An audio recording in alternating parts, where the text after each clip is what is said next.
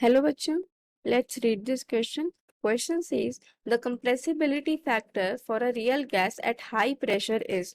तो हमें बताना है जब हम हाई प्रेशर अप्लाई करेंगे तो आपका कंप्रेसिबिलिटी फैक्टर का क्या एक्सप्रेशन होगा. फर्स्ट ऑफ ऑल की कॉन्सेप्ट देखो क्या यूज करेंगे बच्चों. रियल गैस के लिए जो आपका इक्वेशन होता है उसे कहते हैं हम van der Waals equation. And according to van der Waals equation हम आइडियल गैस इक्वेशन को किस तरीके से लिख सकते हैं. P plus a n square upon v square v minus n b is equals to n R T. ये तो था n नंबर ऑफ मोल्स के लिए.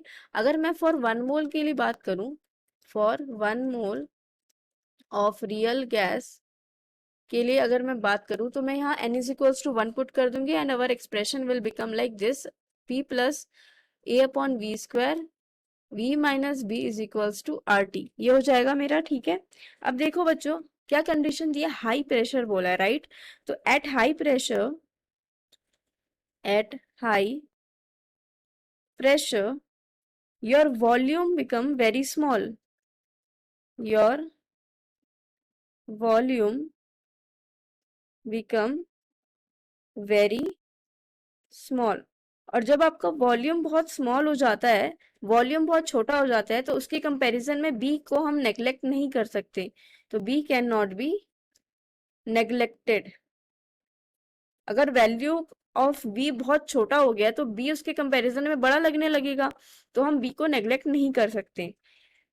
एंड एज प्रेशर इंक्रीजेस, तो पी जब मेरा प्रेशर इंक्रीज होता है तो इसके कंपैरिजन में therefore a upon v square can be neglected, can be neglected. अब इसे समझो ऐसा क्यों हुआ. जब आपका प्रेशर बहुत ज्यादा होगा तो इसमें आप कुछ भी ऐड करो, कुछ फर्क पड़ेगा क्या? क्योंकि ये तो पहले से बहुत ज्यादा अमीर है, इसके पास बहुत ज्यादा पैसा है, तो इसको आप 1-2 रुपए दे दोगे, क्या इसको फर्क पड़ेगा? कुछ फर्क नहीं पड़ेगा. तो इसलिए ए बाई वी स्क्वायर पी के कंपेरिजन में बहुत छोटा हो चुका है, इसलिए उसको हम नेग्लेक्ट कर सकते हैं.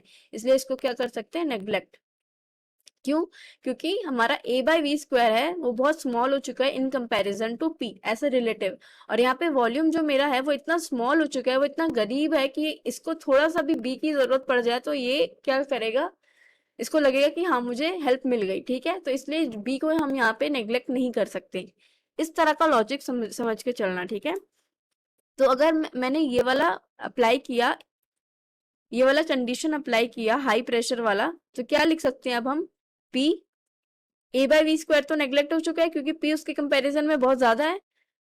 V minus b is equals to R T. ये हो गया एक्सप्रेशन. अब क्या लिख सकते हैं, P V minus P B is equals to R T. अब Z जो आपका होता है उसे हम क्या कहते हैं, कंप्रेसिबिलिटी फैक्टर. कंप्रेसिबिलिटी फैक्टर किससे रिप्रेजेंट करते हैं, Z से. और ये क्या होता है एक्चुअली में, पीवी अपॉन आरटी का रेशियो होता है. ठीक है, तो मैं पूरे इक्वेशन को किससे डिवाइड कर दूंगी, आरटी से डिवाइड कर दूंगी. तो मेरे पास क्या आएगा, PV by RT is equals to 1 plus PB by RT. समझ आ गई. ये हो गया आपका कंप्रेसिबिलिटी फैक्टर का आपका एक्सप्रेशन. पीवी बाय आरटी क्या है आपका, एक्चुअल में Z है. ठीक है, तो आपका एक्सप्रेशन क्या है, 1 प्लस पीबी बाय आरटी. तो देखो कौन सा ऑप्शन सही है इसके according, 1 plus PB by RT. Option A is your correct answer.